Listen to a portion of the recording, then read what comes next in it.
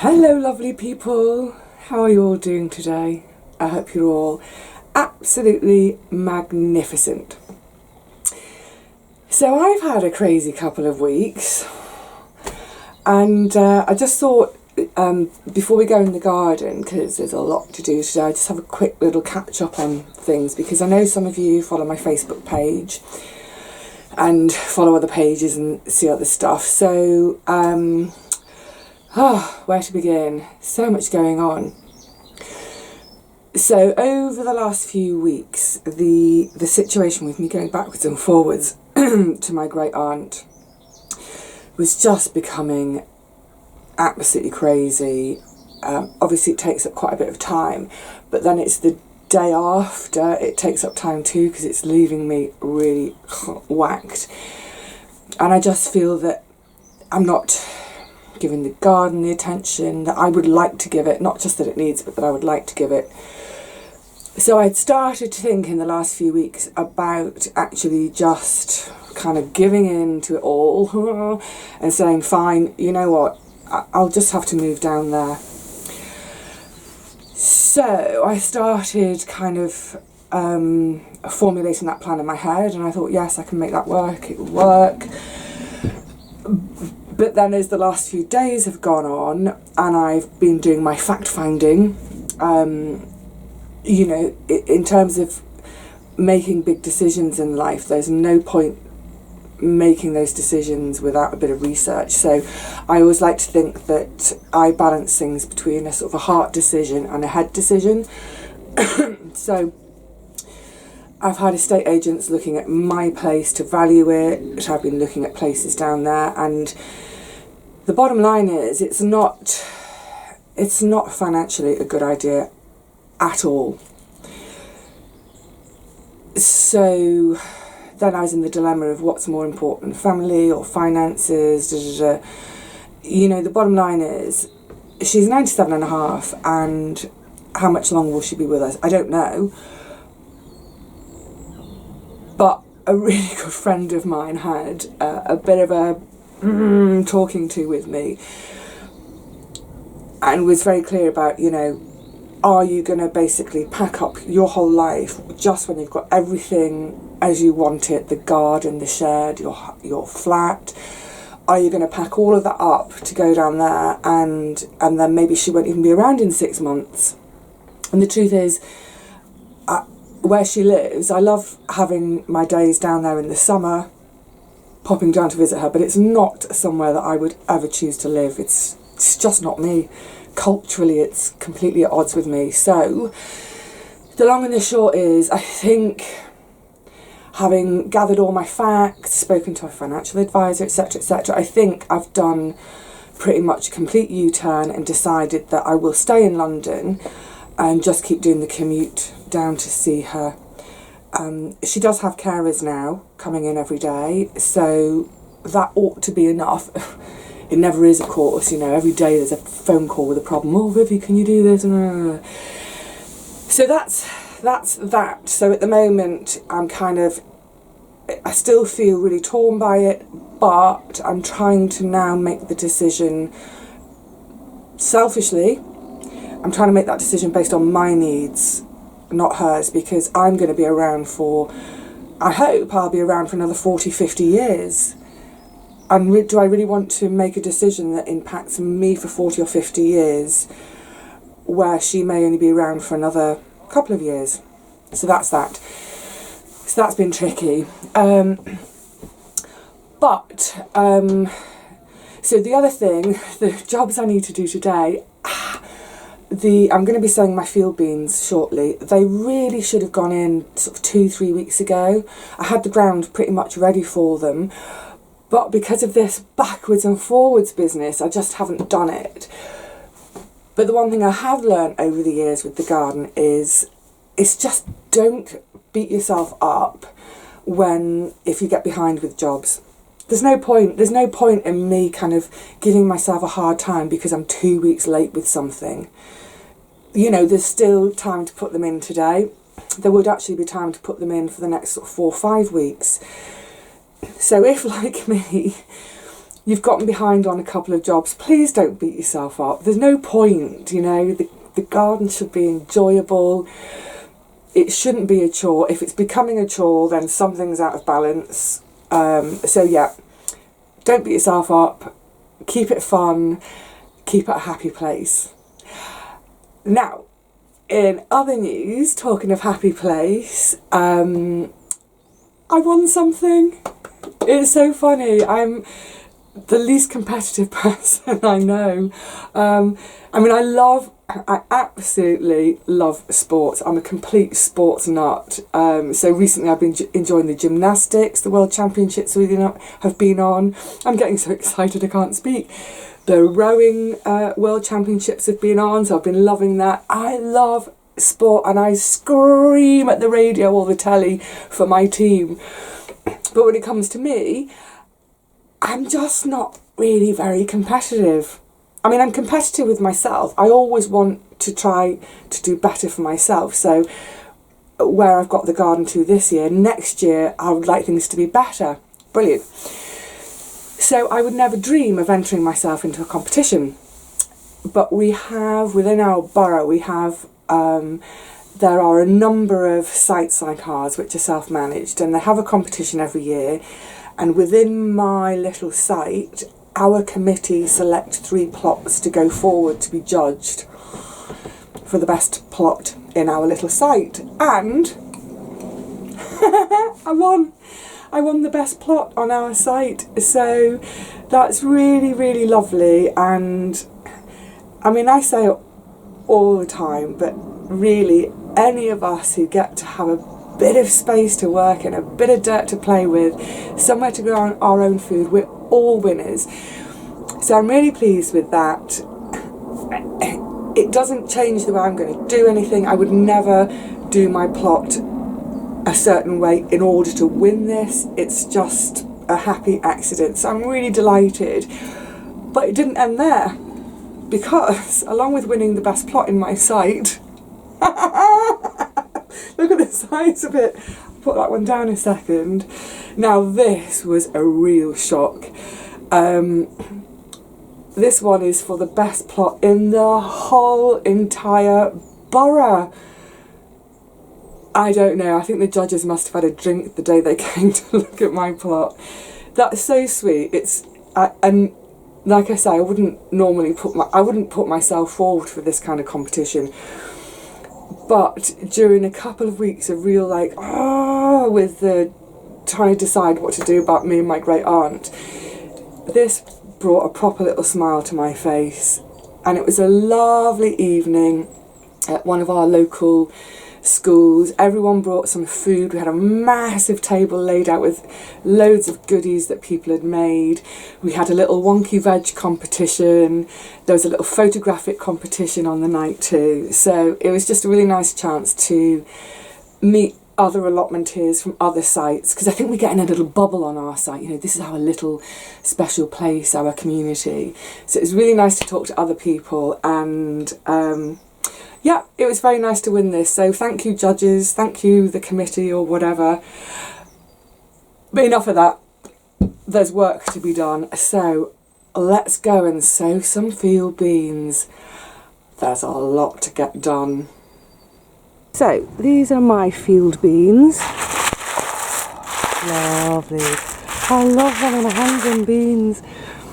And really, it could not be more simple. It's a bit of a tedious task, but it's very repetitive and one I can just get lost in. So I'm going to start sowing these in a second. A quick word on them. They are very similar to broad beans, as you can see from just looking at the beans. They will hopefully germinate in the next few days and start growing away until we get really, really cold. They will probably stop growing during the really cold months, so in sort of December, January, and then February they'll put another spurt on. And then come the beginning of March, I'll chop the heads off, let them wilt a bit, and turn them into the soil. And it just really helps for me with my heavy clay soil to break it up, plus add a few nutrients along the way too. So let's get these gorgeous beans in.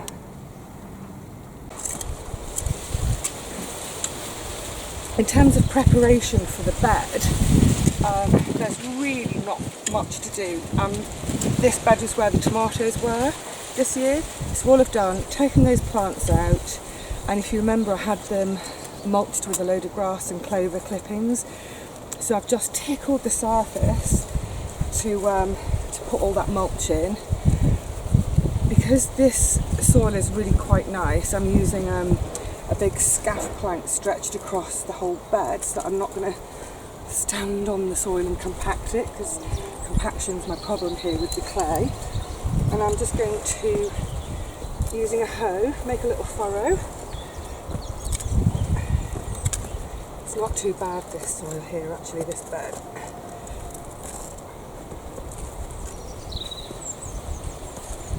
So, make my furrow, walk the plank, get the beans in.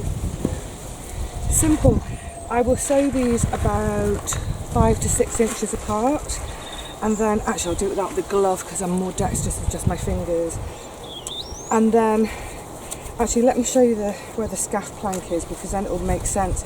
What I'll do is, once this row is in and covered, I'll simply flick the scaff plank, flip it over one, and that's my spacing. So let me just show you down here what I'm talking about. So, the beans are going to go in here, I'll cover them, and then I'll flip the plank like that, and there's my next row. So like I say, it's really, really easy job, requires virtually no thinking, so I can have a little meditation while I do it. Right, cracking on.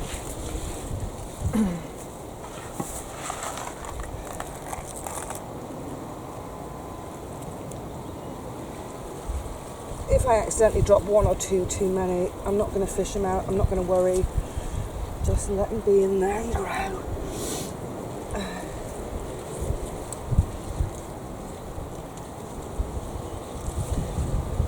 You could broadcast these and rake them in, which would be easier.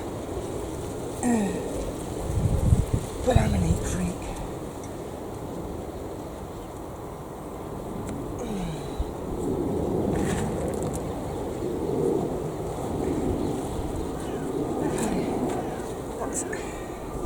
Row number one of about 100 rows to do today, and then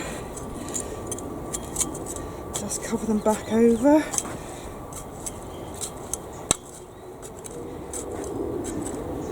Big stone, out you come. And that's it.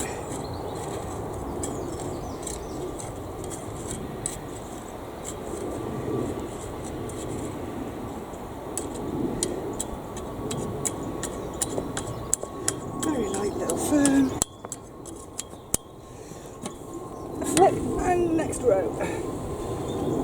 So we flip. Bessie, you better not be knocking in that bed, girlie.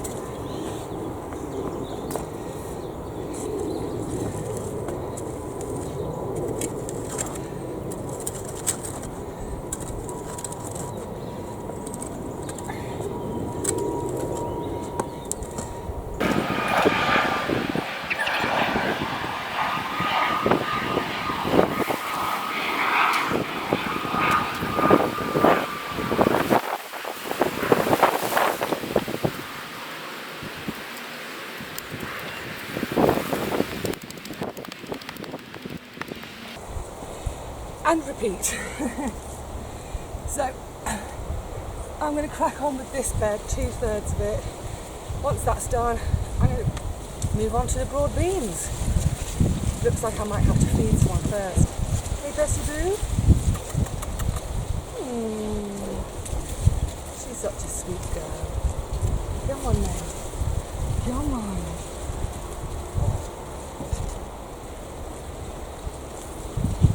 Right, work, Bessie.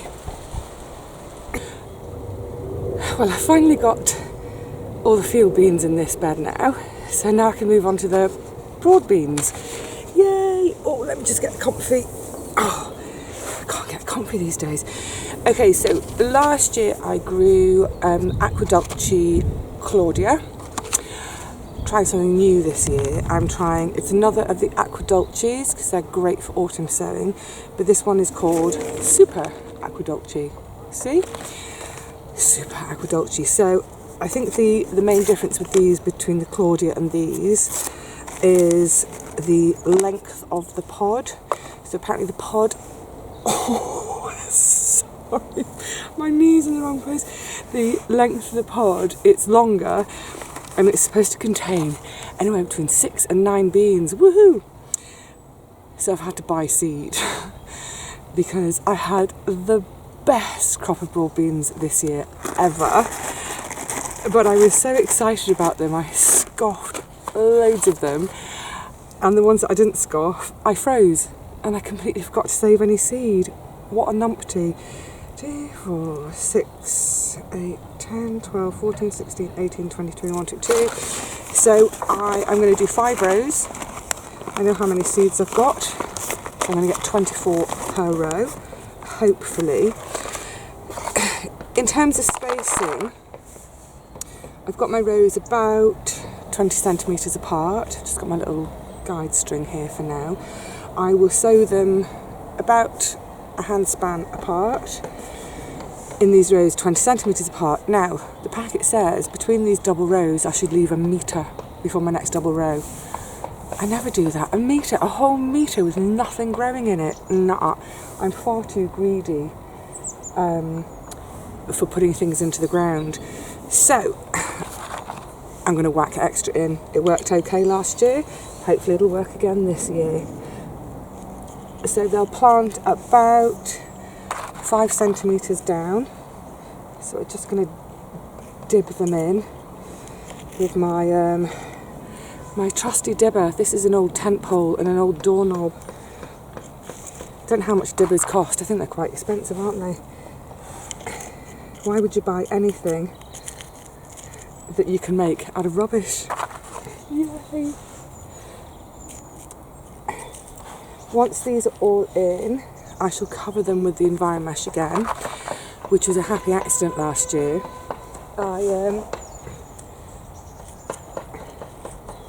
I covered them not to protect them from frost, but to stop the foxes going in the freshly dug bed. But it seemed to work a treat because it seemed to just give them a little bit of protection from the cold so that they kept growing right through the winter, which meant I had a really fantastic, well, it was an early crop, but they were so lush and big and healthy. So fingers crossed that works again this year. Right, let me get these 5 rows done. It's going to take me a while to even get up. Go and have a cup of tea. The law of sod means that now I'm done and I want to say cheerio. Someone started up with a strimmer. It's been so peaceful down here so far. Okay, so let's have a look at what we managed to get done today. It doesn't look much, does it, for 3-4 hours work, but that's all the field beans in this bed. And now, yay, more nets. That's my broad bean bed. 5 lovely rows of broad beans. I've had to nick this Enviromesh from the carrots and leeks. So hopefully that bit of companion planting will work and the flies will be warded off. Who knows? I'm going to have a couple of leeks out because that rust is horrid, but that can wait till tomorrow. For now, I'm going to be pleased that I've managed to get the broad beans in, 1 bed of field beans, and now, frankly, I think it's time to skedaddle because it's noisy, but also I think I need a Radox bath. I'm aching all over.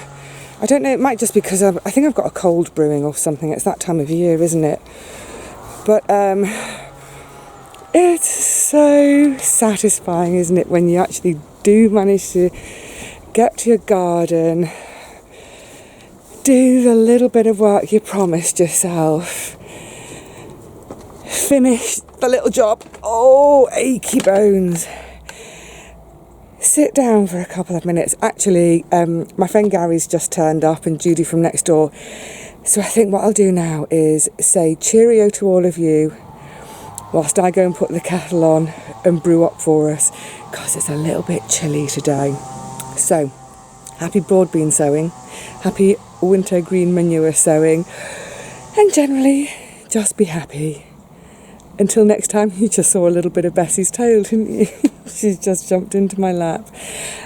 I hope I will see you all again really soon. Take care.